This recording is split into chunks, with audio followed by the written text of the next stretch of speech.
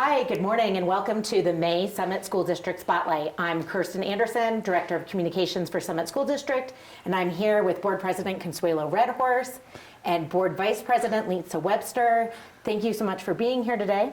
Good morning, and thank you. We are here to recap the May 15th board meeting, which was last night, where they were there till about 10 p.m., and it's 8 a.m. the next morning. Mm-hmm. So I've said this before, and I'll say it again, we are so lucky to have such passionate, dedicated board members who spend so much of their time making our school district better for our community and our kids. So thank you both. Yeah, thank you. Thank you. Speaking of other wonderful people within our system, last night we celebrated some pretty special people. Can you talk about the retirees that we spotlighted? Yes, it was fantastic. It was. I think that spotlights are, in general, they're my favorite part of board meetings. And last night we really had a great opportunity and honor to recognize the amazing contributions of some retirees from our school district. I would say before we have a list of names here that we'll share. And what's exciting as well is, many of them are going off into real retirement, but some of them we actually get to have back. Yeah. So for an extra year. So that's also exciting to be able to have their longevity and their knowledge and their experience with the students and the staff. Again, really just to make things so much better for our school district. Yep. And we had, I will say, they brought their cheering squads with them. There's lots of clapping and cheering in the audience as we were honoring 11 of our retirees in our district. Yes, so we started off at the high school.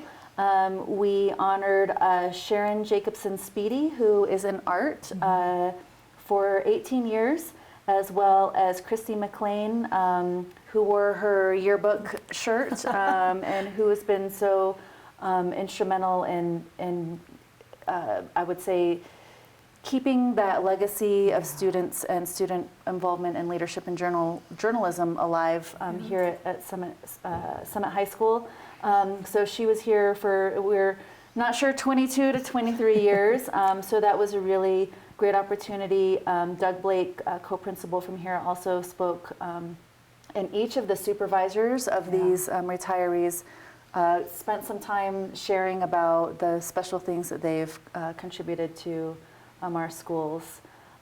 So then we next had Kara Drake, our Chief Financial Officer, honor Alicia Bowles-Fry, who has been the payroll general ledger coordinator, making sure that people get paid on time, things are accurate, taxes are filed. So a really, really, really big job for all the employees in Summit School District, and she's been doing that for 23 years. And she wants to bet. Are you going to tell this story, Lisa? No, well, I was just going to add that she had done some math, and she had processed over 17,000 W-2s over her time. It's amazing. And one time she broke her leg and was like approving payroll from the hospital bed. So really dedicated people. Right. Yeah, dedicated people for sure. That'd be Louise. So Louise, she honored our Kirsten Gilb, who is one of our speech language pathologists, and Kristen has worked in Summit High School, around the district in this, and she will be back. She will be one of the ones who will be back with us next year, which we're very grateful for. Yeah. Next we had Alice. So Alice Studley, the administrative assistant at Silverthorne Elementary. And the administrative assistants at all the schools that I've ever been in are always called the boss of the school. Yes, so we so have true. the principals. However, it's the face that you see when you come into the school. There was, so many responsibilities, making sure that they know all the kids' names, all the staff's names. They are just the face of the school, really. And so Principal Johnson was there to say some kind words about her. And she is another one that I believe that we're lucky to have again next year to help ease that transition, because it's such a big job. It's such a big job. Yeah. And then Jim Smith was here to honor Jen Wolnitz, who is a counselor at Snowy Peaks. She's been with the district for over 18 years, or will be 18 years when she departs our stead. But she was a key organizer towards our Snowy Peaks High School. And we wish her luck as she goes into private practice, serving adults in our community. Yes. And then we also had Bruce Heath, who's a facilities technician in the maintenance department for over 20 years. So he's been there making sure that our kids and our buildings are safe. And that is something I had an opportunity to visit facilities recently, and they do a lot of work. They're not seen, No. They're not in the spotlight, but if they were not there doing the work, as well as Bruce, doing the work that maintains our facilities, our kids would not be able to take advantage of the wonderful educational opportunities in their classrooms. Right. So yeah, that was a really great opportunity. We also had some retirees that were not able to attend. I didn't mention, Jennifer Hagberg, who is an English teacher at Summit High, and she was also recognized by co-principal Doug Blake. We also had Kathy Amsbaugh. Oh my and I gosh, know that yeah. you have a lot of experience, I feel, with her. You could probably say something. Sure. Kathy Ansbaugh has been integral to our Gifted and Talented program, and as well as an IB, I don't think the term is coordinator for her, but she helped with all the coaches in that realm, which has a lot of overlap with how GT approaches education for those different thought learners. And yeah, she's been with Summit for 32 years. Yeah. She's great. We're doing she's helping lead some really amazing work and a lot of transitions over the years. Right. And then we also recognize Shelly Martinez, who is at Dillon Valley Elementary. She's an ELD teacher and instructional support, so does a lot of amazing work there. And I was super lucky to have my kids with Miss Martinez, and she also does a ton of work with the VEX Robotics program as a coach for that club, and it's so cool. They just had their competition last week, I think, and so it's really cool to see the passion that she ignites in the students. Yes. And our final retiree that we recognized was Patricia Bowers, the health para at Frisco Elementary. And my daughter went to Frisco Elementary years and years ago, and I know Miss Bowers from being Girls on the Run. So she helped with that program for so many years, on top of just, I want to say just being health para, but on top of being in the nurse's office. She did so many other things around the building. Yeah. I think lots of just so many of these jobs are not just one focus. They really help pick up and support students from everywhere. So it was a really, really great opportunity just to recognize all of these retirees. We got to hear some great words from them as well. It was amazing hearing their reflections. Lisa, talk about the gifts that they got, because this was your Oh, sure. thought. So they received an orchid and, of course, a thank you note. But we also had a stamped steel apple with a heart cut out, and then we had engraved their names as well as the number of years that they served in Summit. And I hope they throw it on their tree or hang it somewhere where they can see it and be proud. They were really cool. So talking about strong relationships, we also had Liz Waddick from the Colorado Education Association give us an update, and this is something that's new this year and also just leads into a stronger relationship with our union and the work that we've been doing this year. Talk a little bit about that update and that relationship. Do you want me to start? Yeah. Sure. So, she laid out that CEA's focus, of course, is to retain and recruit high-quality educators in the state of Colorado. And 3 subsets of that is to increase funding, and we do have some structural issues in our great state of Colorado that prevents us from keeping revenue to provide services. And another point was healthcare, because we are a high-cost healthcare state in our nation, and how do we amend that? There is a health survey going around through CEA, Colorado Education Association, which is our teachers association, through CASE, Colorado Association of School Executives, which is our superintendent association, as well as CASB, which is our association, the Colorado Association of School Boards, to determine what are some factors that we can focus on to improve healthcare costs in our state. She had one more, which I'm drawing a blank. Which was collective bargaining. Thank you. So, collective bargaining is, it really supports all of our staff and all of our students here in Colorado. And so it's making sure, providing the opportunity for all school districts to engage in collective bargaining. It helps our staff be happier, stay longer, get better pay. And, we speak a lot about it in board meetings, and, it's also tied to funding is, lots of these structural issues within our school funding in Colorado doesn't allow, or it doesn't make it easy for school districts to pay teachers as the professionals that they are. And that doesn't just, it's not just teachers, it's many, many members of our school staff community.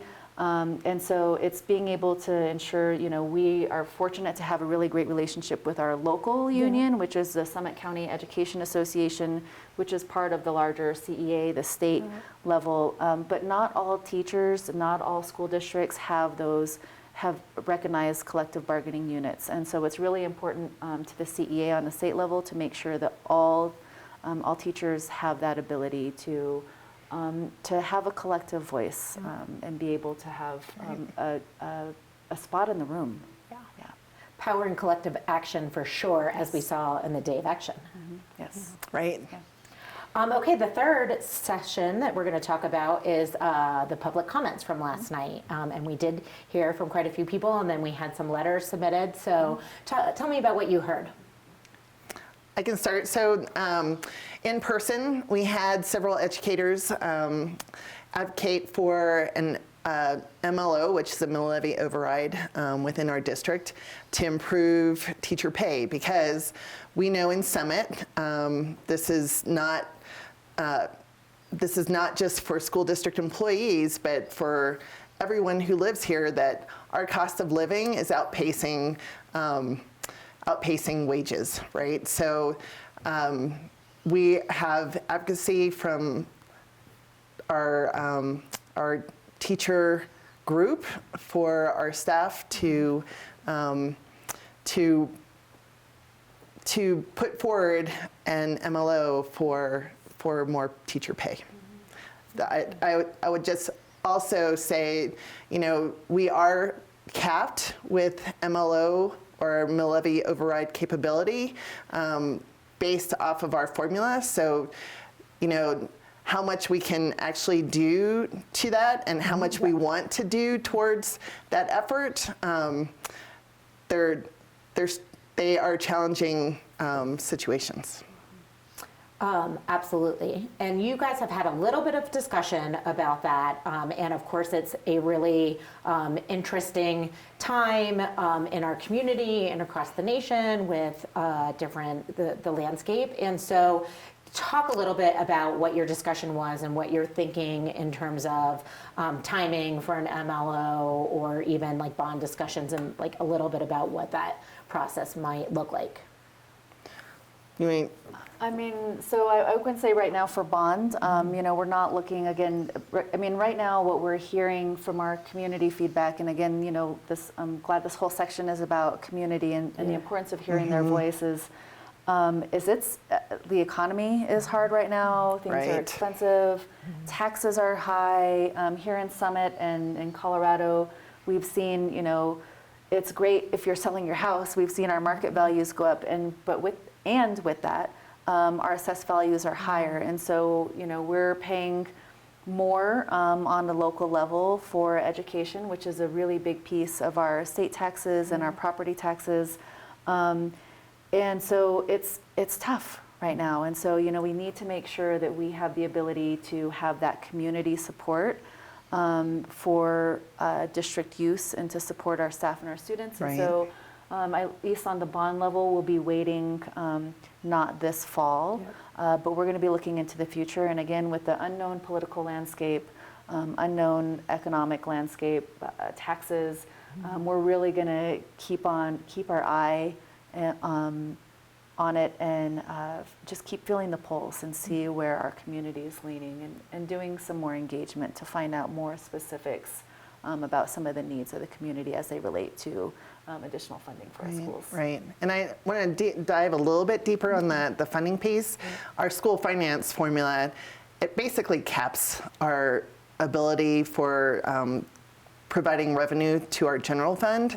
And when Consuelo is talking about more of our taxes going towards education here locally, it means that we are paying more towards the formula cap, and the state is paying less. Yes. So it's a ratio that shifts. So if our assessed values went down, we would get more backfill for the same end amount of money for school districts to spend. Thank you so much for that, because that is a question we get all the time, a common misunderstanding. More taxes doesn't mean more money for the school. Right. Yes. Okay, Yes. what else did we hear? So we received a written comment from a community member in Breckenridge, and right now we got communications out that bus applications are open, and so this is part of that conversation. Again, limited by funds and staffing, and it's concerns about bus routes being able to continue to provide the same level of getting students from the Breckenridge area over to Dillon Valley Elementary, which is something that has been done, from what I understand, for many years, to be able to, at Dillon Valley, specifically because they're a dual language school, providing the right ratios between English speakers and Spanish speakers so that the learning is makes sense, so that they can learn from each other. And so we heard, we received one written comment prior to that, and I believe probably during the meeting we received a bit more, and so we'll be making sure that all the board members are aware of that. And there's similar themes, concerns and completely valid concerns, and we'll be making sure that Dr. Bird, our superintendent, is being able to address them as well. And he's really, as the way that the board and the superintendent relationship works on a really broad level is the board has one employee, and that is Superintendent Dr. Bird. And so we really deal with kind of the broad strategic policy level decisions. We're representatives. We are responsible also for hearing from community members and making sure that their concerns are getting to the right direction. So if they're telling them to us, we make sure that we can lead them towards a person that can actually solve their problem. Many times it's back to their teacher or their principal or the transportation department, and also making sure that Superintendent Dr. Bird is also getting that information well so that he can manage on the operational level. And so Dr. Bird really handles all of the operational pieces. So we're making sure that he's getting that information as well. But we really, I would say what's really, really important with public comment, and we encourage so many people to do, is to keep being involved. The more that we can hear your stories and how the implementation of policies is affecting families and students and community members, that helps us get a really good idea as a full board of what we need to be hearing. And some of those decisions, things that we remember as we're making decisions going into the future, those stories are important. And so, I encourage people to continue making their public comments. It's a little bit weird because it is bureaucratic, because people come in and they can share, the most passionate comment, and the way that we need to do things in a board meeting is really just to listen. So during public comment, we are there to listen. we can put things on a future agenda. We've tried to create a space for after public comments for board and superintendent comments to be able to reflect on that a little bit. But because of our public notice requirements and statute requirements, we cannot add an agenda item that is not already noticed to the public. So again, we really appreciate it. We hear all of it and we take it to heart as we're making decisions. Right. Thanks for that clarification. Yeah. And I will also add that, and board comment can, or I'm sorry, not board comment, but public comment can be done virtually as well as in person. So you don't have to be necessarily at the meeting. And you can also, our contact information for the board is on the website under the About tab under the menu. So that's another avenue of, as Consuelo mentioned, we did receive emails. So that's another avenue that we can be contacted through. Yes, use those channels, Yes. use the Zoom. You can be participating from the comfort of your own home. And, one thing is certain is that we thrive on connection. Yes. So we're going to take a quick break and we'll be back to you with some of the meat and potatoes of the meeting last night, talking about the budget, talking about negotiations, and talking about housing.